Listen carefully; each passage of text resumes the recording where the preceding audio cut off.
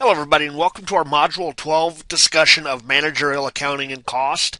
This session is broken into two different parts. This is part one, where we will be covering the product versus period cost classifications, the direct versus indirect cost classifications, and we'll dig into traditional overhead allocation with that.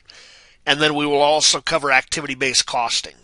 In part two, we're going to talk about the cost of goods manufactured statement, as well as absorption versus variable costing methods. As we talked about in the last module, we have a variety of different cost classifications that are important in managerial accounting. Now, any individual cost can fit into multiple classifications. So some of the classifications we have are variable versus fixed, product versus period, indirect versus direct. And any individual cost might, for example, be a variable product cost that is also direct. So it would pull one of the classifications from each of those buckets. That's the idea here. The classification we're focusing on in this case is the product versus period cost classification. So a product cost is one that directly relates to the production or manufacturing of an individual product. So these are sometimes referred to as manufacturing costs, factory costs, production costs. And the key with these, oh, by the way, another term for them is also inventoriable costs, because they do indeed attach to the inventory that's being produced. And by that I mean when we first incur the cost, it's not yet an expense, it's an asset as we produce the inventory. It's going to flow through various accounts. So it's going to start at direct materials, for example, flow into work in process, then it'll flow into finished goods, and finally it'll be expensed as cost of goods sold when that inventory is sold. So that's the point here. If we have a lot of these costs, and let's say as an extreme example, it's taking over a year to produce this inventory, then those costs are going to stay as assets. Even though we paid the money, we used up the benefit to produce the inventory, it's still an asset until that inventory is sold. That's the key thing. There's a deferral of the expense recognition there. With the period costs, these are our selling, general, and administrative type costs. They do not relate to the factory. They relate to sales themselves, the store, the office, headquarters, things like that. So again, selling, general, administrative. Again, advertising would be included in that, and a lot of the corporate headquarters type costs. The difference here is as a period cost, these are expensed in that period in which they're incurred. We do not defer them until we sell a product. So they're not tied at all to sales. That's the difference between the period and the product costs. So earlier I mentioned we have raw materials, which are the assets. Again, it's one of the assets. These are the materials we're using in our production. But the key thing is we haven't really done anything with these materials yet. We haven't put them together. We haven't added labor. So it's just the raw source materials.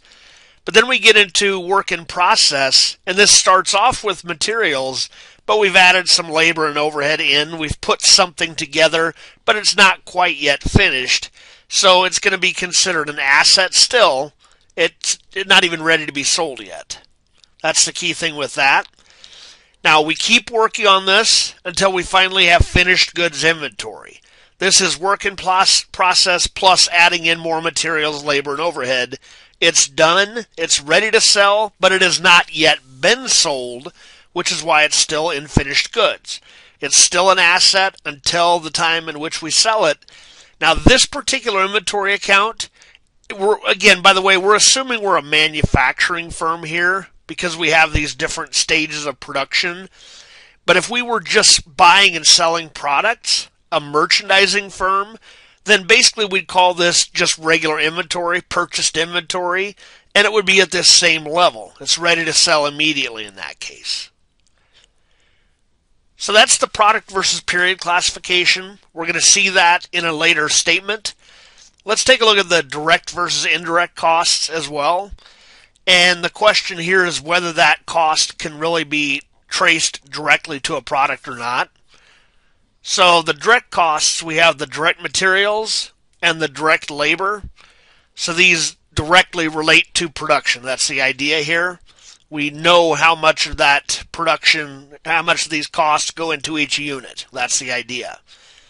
Then we have the indirect costs, which are overhead or general service type costs.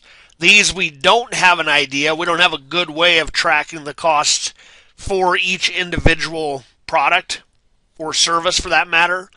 So they're indirect. We're just allocating them out. They're either too small to trace, they're not worth the time and cost, or they're too difficult, or in some cases they're impossible to trace.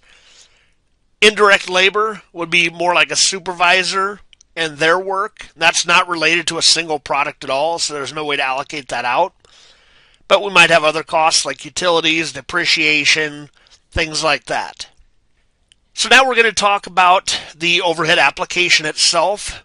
And the idea here is once we start working on those materials, we're converting it. So that's another term we have, conversion costs. The prime costs, by the way, are the materials and labor. That's another term, prime versus conversion. Prime would be materials and labor. Conversion would be that same labor and factory overhead. Now again, it seems a little odd that labor is included in both of those buckets, but that is the classification, how these are categorized. So you cannot add the two together and get total cost because you'd be duplicating labor.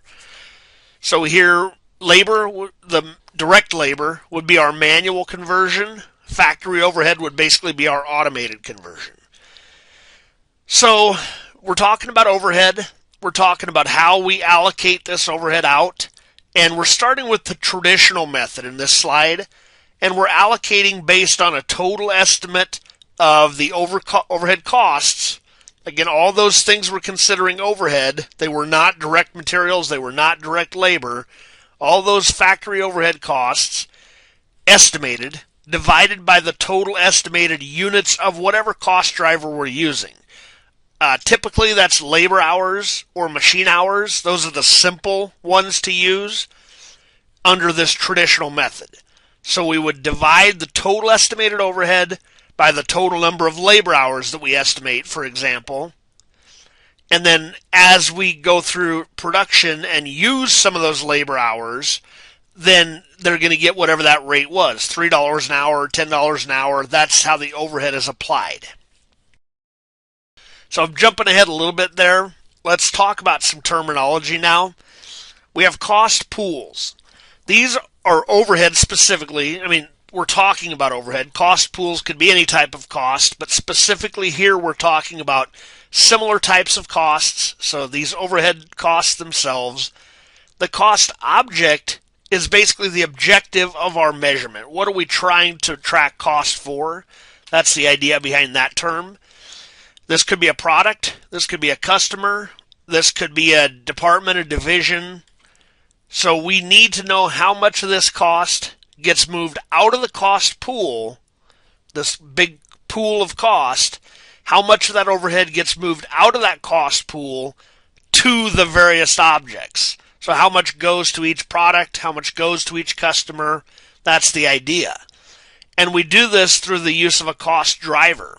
That's, again, the labor hours, the machine hours, and later we'll talk about something more complicated than that. This should be something that reflects how much that product used of the cost, or how much that customer used of our cost, but it's just a way of allocating the cost out. And again, to determine the rate, we would take the cost pool, divide it by the cost driver, total cost drivers, and then use that to allocate cost to the cost object. So let's take a look at an example here. This is traditional overhead allocation. So we are going to assume we have $150,000 of overhead cost and assume we are expected to have 10,000 hours of direct labor. If we divide those two out, we get a rate of $15 overhead per direct labor hour. These are all budgets up to that point. Now, as we go through actual production, every time a product uses a labor hour, It's going to get, obviously, its material cost, its labor cost, but it's also going to get $15 of overhead for each of those hours as well, on top of the original labor cost. So now we're going to start switching gears to another more complex version of overhead allocation. With the traditional method, we were generally just using one cost driver, and it's not the best as far as accuracy. If you have a company that has more complexity in the operations and each product tends to use overhead, the different types of overhead in different ways, then activity-based costing might help to better explain the true use of overhead.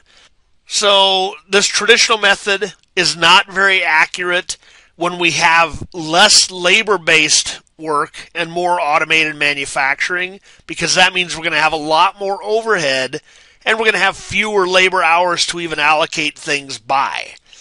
Also, if we switch from a limited number of similar type of products to multiple products that differ in complexity, then we're going to have problems with the traditional costing. We may want to use activity-based costing. The same thing applies for customers. If we're allocating cost to customers, if we move from a set of similar customers to a more diverse set of customers, then we're going to see differences in the overhead used. So with overhead allocation, this is just a refresher of what we've already covered. We have direct materials, direct labor, and then the manufacturing overhead. We know these first two are direct, and we know that the overhead is an indirect cost. With the activity-based costing system, ABC, the idea here is instead of just using one big pool of overhead, like $4.2 million of total overhead, we're going to break it into various pools, various sub-pools, if you will, various categories of overhead. Production order preparation, all the time spent preparing production orders. It's not actually working the production order, just preparing them. Equipment batch setup, the labor spent for that. The time spent with raw material ordering and acquisition.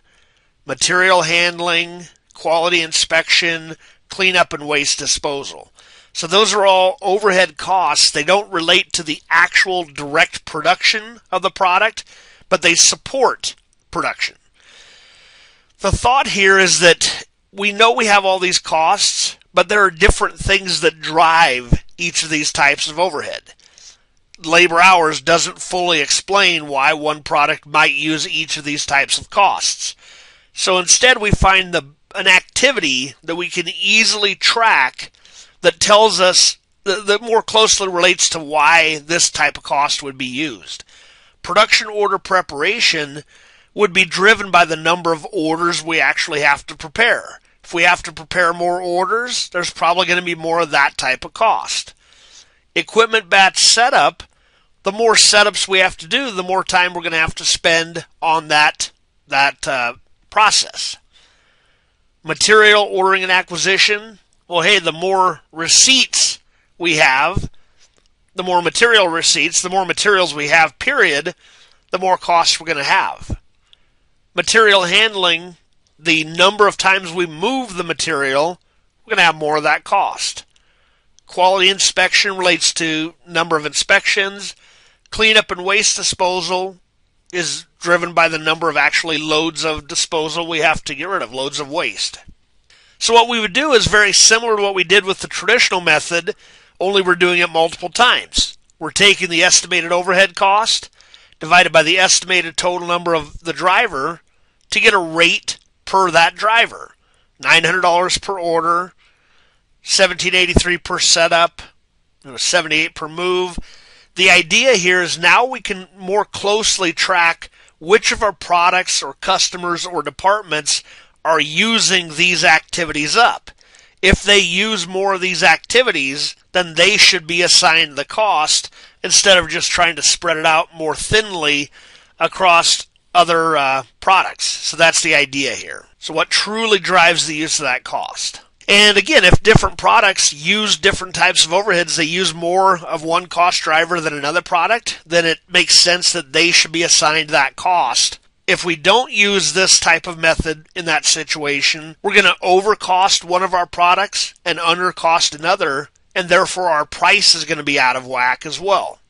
Now, the thing about that is activity-based costing is definitely more complex, and it certainly costs more to set it up and maintain it. You have to track all those activities. You have to have a lot of interviews with your staff trying to identify what is really done in production. But if you have more diverse complexity within your products, it may just well be worth it. So that takes us to the end of our part 1 for this session. We will come back shortly and deal with part 2, covering the last 2 steps of this chapter. So I will talk to you more in the next session here.